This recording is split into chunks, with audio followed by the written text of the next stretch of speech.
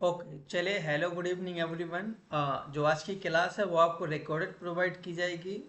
That is why जो internet का issue है, इंटरनेट बहुत प्रॉब्लम कर रहा है, जिस वजह से जो क्लास है वो आपको रिकॉर्डेड प्रोवाइड की जाएगी। और मे बी जो एस्टरडे का क्लास था उसको जो रिकॉर्ड वो लाइव यूट्यूब पर आए थे, तो शायद उसमें जो वॉइस का इशू है, तो उसको आई विल ट्राई, हम ट्राई करेंगे कि उसको या तो दोबारा हम क्लास को आपको टीच कर दें। ओके। वैसे जो टॉपिक है वो आपको स्लाइड के थ्रू समझा गया, बट उसमें वॉइस नहीं आ रही है। ओके, तो हम ट्राई करेंगे कि दोबारा उसको पढ़ाएं। चलिए, तो आगे बढ़ते हैं और हम जो पॉइंट है हमारा उसको हम पढ़ते हैं। चलिए, तो आज पढ़ने वाले हैं हम stabilisation of medicinal agent. Okay, क्या पढ़ने वाले हैं हम? स्टेबलाइजेशन ऑफ मेडिसिनल एजेंट, कि जो मेडिसिनल एजेंट्स होते हैं उनको हम स्टेबलाइज कैसे करते हैं उसके बारे में हम पढ़ने वाले हैं। तो stabilisation of medicinal agent that means drugs. तो पूरा हम हेडिंग पहले एक बार देख लेते हैं। स्टेबलाइजेशन ऑफ मेडिसिनल एजेंट्स, कि जितने भी मेडिसिनल एजेंट्स हैं उसको कैसे हम स्टेबलाइज करते हैं। अगेंस्ट किसके अगेंस्ट?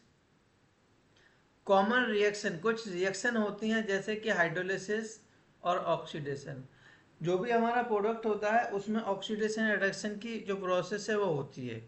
तो उससे हमें उसको स्टेबलाइज करने के लिए ऑक्सीडेशन और रिडक्शन से हमें क्या करना है क्या नहीं करना है, या वो प्रोसेस से क्या है क्या नहीं है। चलिए आगे बढ़ते हैं और पहला पॉइंट है हमारा हाइड्रोलिसिस। हाइड्रो का मीन्स होता है water. Okay, hydro means water और लाइसिस मीन्स रिएक्ट करना या रिएक्शन। तो इट मीन्स होता है कि कोई एक मॉलिक्यूल होता है जो वाटर के मॉलिक्यूल के साथ रिएक्शन करके जो भी प्रोडक्ट होता है उसके साथ रिएक्शन कर लेता है, वो कहलाता है हाइड्रोलाइसिस रिएक्शन। चलिए, कम ऑन। तो इसी सीरीज में आगे बढ़ते हैं और देखते हैं। तो पॉइंट नंबर 1 है वो क्या कह रहा है उसको देखिए। चलिए पॉइंट नंबर 1 की ओर हम जाते हैं। पॉइंट नंबर 1 हमारा कह रहा है कि दी प्रिंसिपल्स, जो इसका प्रिंसिपल होता है दैट, वो क्या है? Generally govern hydrolysis. जो उसका जो प्रिंसिपल है वो किस बेस पर है? जनरली हाइड्रोलिसिस बेस पर है। तो इसमें हम क्या पढ़ने वाले हैं? हाइड्रोलिसिस। तो जो प्रिंसिपल है वो हाइड्रोलिसिस रिएक्शन बेस्ड है, may be listed as follows, जिसको लिस्टेड किया गया है नीचे जो लिस्ट है उसमें। चलिए पॉइंट नंबर 2 क्या कह रहा है वो देखते हैं। ड्रग्स, कुछ ड्रग होती हैं, उनका काम क्या होता है? वो क्या करती हैं? Drugs with Easter. कुछ जो ड्रग हैं जो ईस्टर के साथ हैं एन एमाइड ग्रुप, जो उसमें एक एमाइड ग्रुप है वो रिएक्ट करता है with one molecule of water, जो वाटर के वन मॉलिक्यूल के साथ रिएक्ट करता है एंड अंडरगोज और हाइड्रोलिसिस रिएक्शन में पार्ट लेता है, यानी हाइड्रोलिसिस रिएक्शन को कंप्लीट करता है। तो जो ईस्टर ग्रुप होता है, ओके, जो इसमें ईस्टर ग्रुप होता है ब्रेक आफ्टर, जो ईस्टर ग्रुप है वो ब्रेक हो जाता है after then amide group. Okay, sorry, जो ईस्टर ग्रुप्स है वो ब्रेक्स हो जाता है फास्टर देन, यानी एमाइड ग्रुप से पहले क्या होता है? जो ईस्टर ग्रुप है वो ब्रेक हो जाता है। नंबर 2, ड्रग आर आइदर, या तो जो ड्रग आप देखेंगे उनकी बात करेंगे, drug are either weak acids, या तो जो ड्रग होती हैं वो वीक एसिड्स होती हैं या वीक बेसिस होती हैं। सो दीज में be available as ionic form. So वे हमें उपलब्ध होती हैं एज ए आयनिक फॉर्म में और न्यूट्रल मॉलिक्यूल्स में। तो हाइड्रोलिसिस रिएक्शन बिटवीन आयनिक स्पीसीज, जो हाइड्रोलिसिस रिएक्शन होती है वो किसके बीच में होती है? आयनिक स्पीसीज के, जो प्रोसीड करती है फास्टर देन आयनिक स्पीसीज प्रोसीड्स, जो आयनिक स्पीसीज हैं वो प्रोसीड करती हैं faster than with neutral molecule. Neutral molecule के साथ क्या करती हैं? वो उसको फास्टर बना देती हैं। चलिए इसके हम सेकेंड पॉइंट की बात करते हैं हाइड्रोलिसिस में, जो भी नेक्स्ट पॉइंट है। हाइड्रोलिसिस रिएक्शन या हाइड्रोलाइसिस रिएक्शन आर कैटालाइज। जो हाइड्रोलिसिस रिएक्शन होती हैं वो कैटालाइज होती हैं। कैटालाइज का मतलब होता है बढ़ती हैं। वाई किसके थ्रू? या तो हाइड्रोजन पॉजिटिव आयन या हाइड्रोजन नेगेटिव आयन के थ्रू। तो जो हाइड्रोक्सिल आयन होता है यानी कि OH आयन, जो हाइड्रोक्सिल आयन होता है वो कैटालाइज करता है यानी बढ़ा देता है हाइड्रोलाइसिस को। वाई अबाउट कितना? 100 to 1000 टाइम्स, यानी 100 से 1000 times more actively than hydrogen ion. Hydrogen ion से ज़्यादा क्या होता है, जो हाइड्रोजन आयन है वो हाइड्रोलिसिस रिएक्शन को बढ़ा देता है 100 से 1000 टाइम्स ज़्यादा। Next one. तो दीज प्रिंसिपल, जो प्रिंसिपल होता है वो हेल्प करता है कब? In rationalizing the drug rationalizing the design of formulation from the stability of point of view। अगर हम स्टेबिलिटी की बात करते हैं, स्टेबिलिटी पॉइंट ऑफ व्यू की हम बात करते हैं, किसी हम स्टेबिलिटी चेक करते हैं, देखना होता है। रेशनलाइजिंग का मतलब होता है जो सही उसका डिजाइन फॉर्मुलेशन होता है, किससे? जब हम स्टेबिलिटी पॉइंट ऑफ व्यू से देखते हैं तो उसमें हाइड्रोलिसिस रिएक्शन का बहुत रोल होता है। चलिए नेक्स्ट वन। इधर हम बात करते हैं फ्यू ड्रग्स, कुछ जो एग्जाम्पल हैं फ्यू ड्रग्स विच डिकम्पोज। जो कुछ ड्रग्स हैं जो डिकम्पोज की जाती हैं बाय हाइड्रोलिटिक पाथवे के द्वारा आर गिवन बिलो। तो हाइड्रोलिटिक पाथवे के द्वारा कौन कौन सी जो ड्रग्स हैं वो क्या होती हैं? डिकम्पोज होती हैं। चलिए उसकी बात कर लेते हैं वो कौन कौन है। तो पहला देखिए ईस्टर्स है, एमाइड है, एस्पिरिन है, क्लोराम्फेनिकॉल है, प्रोकैन है, एम्पिसिलिन है, एट्रोफिन है, सेफेलोस्पोरिन्स है, बारबिटूरिक एसिड है। ये ड्रग क्या होती हैं? जो डिकम्पोज हो जाती हैं hydrolysis reactions. It means water के मॉलिक्यूल से रिएक्ट करती हैं और क्या हो जाती हैं? डिकम्पोज हो जाती हैं। Next one. अब हम बात करेंगे कि ऑक्सीडेशन क्या होता है। ओके, ऑक्सीडेशन क्या होता है? हाइड्रोलिसिस में वाटर का मॉलिक्यूल रिएक्ट कर रहा था और रिएक्शन हो रही थी।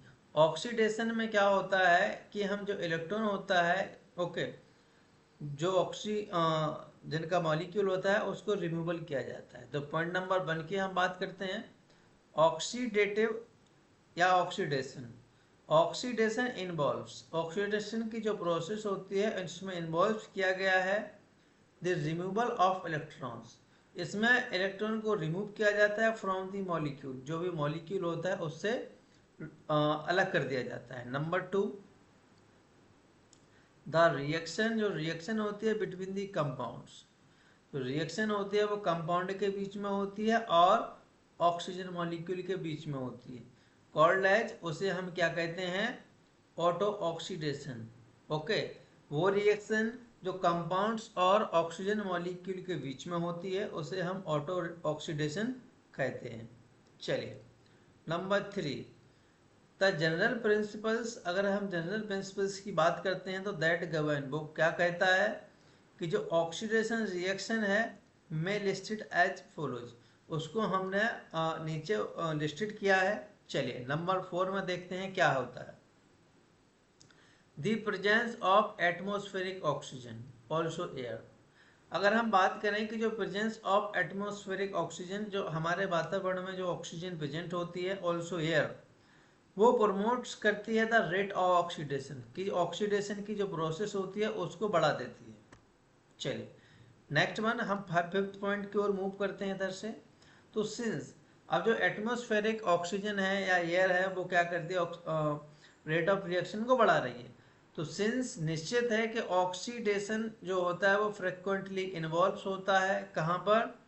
जो ऑक्सीडेशन हो रहा है बार बार फ्रिक्वेंटली हो रहा है, उसमें क्या इन्वॉल्व है? फ्री रेडिकल्स, चेन रिएक्शंस अकर, ये सब चीज़ें उसमें होती हैं जब ऑक्सीडेशन हो रहा है। Number 6, the presence of trace metals. अगर बात करते हैं ट्रेस मेटल्स के बारे में, ऑल्सो एक्सीलरेट, वो भी क्या करती हैं? एक्सीलरेट कर देती हैं रेट ऑफ ऑक्सीडेशन को।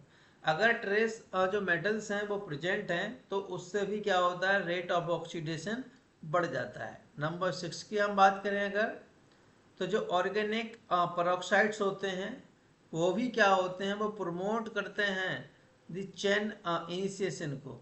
जो जितने भी ऑर्गेनिक पेरोक्साइड प्रेजेंट होते हैं वो प्रमोट करते हैं चेन इनिशिएशन को, कि चेन बने, and propagate the oxidation reaction, और ऑक्सीडेशन रिएक्शन को प्रोपोगेट करते हैं यानी बढ़ाते हैं। नेक्स्ट वन, चलिए, ड्रग्स आर आइदर, हम बात करें कि जो ड्रग आर आइदर या तो वीक एसिड्स होती हैं या वीक बेसिस होती हैं। सो दीज में भी अवेलेबल इन आयनिक फॉर्म, वो आयनिक फॉर्म में या न्यूट्रल फॉर्म में आप मॉलिक्यूल्स में आपको प्रेजेंट होती हैं।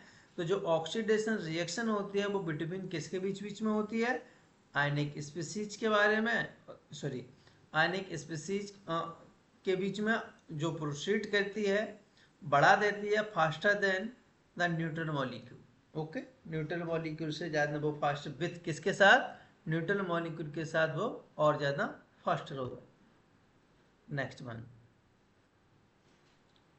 चलिए, आई थिंक पॉइंट नंबर 9, तो ऑक्सीडेशन जो रिएक्शन होती हैं, ओके, ऑक्सीडेशन रिएक्शन होती हैं वो कैटेलाइज होती हैं, यानी कि बढ़ जाती हैं, वह hydrogen positive ion, OH negative ion. Okay, इसमें जो हाइड्रोक्सिल आयन होता है वो कैटेलाइज यानी बढ़ा देता है ऑक्सीडेशन रिएक्शन को फास्टर देन हाइड्रोजन आयन से। ओके, हाइड्रोजन आयन से ज़्यादा बढ़ा देता है। तो जो एल्केलाइन सॉल्यूशन होते हैं वो आर नॉन, जो एल्केलाइन सॉल्यूशन है वो नॉन टू जाने जाते हैं किसके लिए, react with atmospheric oxygen and form oxide. तो जो एल्केलाइन सॉल्यूशन है वो रिएक्ट करते हैं एटमॉस्फेरिक ऑक्सीजन के साथ और क्या करते हैं, ऑक्साइड्स को बनाते हैं। Next one, drugs which decompose, कुछ ड्रग होती हैं जो डिकम्पोज होती हैं बाय ऑक्सीडेशन पाथवेज से, आर गिवन बिलो। तो हम इधर बात करेंगे कि कुछ कौन कौन से ड्रग हैं जो ऑक्सीडेशन के थ्रू डिकम्पोज हो जाती हैं, सच एज, जैसे हम बात करें arachis oil, vitamin A, okay, ethyl oleate, riboflavin, clove oil, vitamin B12, cinnamon oil, ascorbic acid, promethazine, morphine, epinephrine, prednisolone. ये ड्रग क्या है, ऑक्सीडेशन के थ्रू क्या हो जाती हैं, डिकम्पोज हो जाती हैं। क्लियर, चलिए, तो लास्ट हमारा ये पॉइंट था। चलिए, थैंक यू वेरी मच। चलिए, ये तो रिकॉर्डेड क्लास है तो आपको रिकॉर्डेड क्लास प्रोवाइड की जाएगी, बाकी आपको डाउट होता है तो आप मैसेज कीजिएगा। ओके, चलिए, तो एक बार चेक कर लेते हैं हम, एक बार हम आपको दोबारा शेयर कर देते हैं स्लाइड जो हमने अभी आपको टीच किया है, तो ताकि आप देख सकें। चलिए, तो ये आप देख रहे हैं, ये अभी हमने आपको टीच किया है, और जो भी आपको डाउट रहे तो आप कमेंट कीजिएगा, और बाकी हम क्लास को इधर से ओवर करते हैं।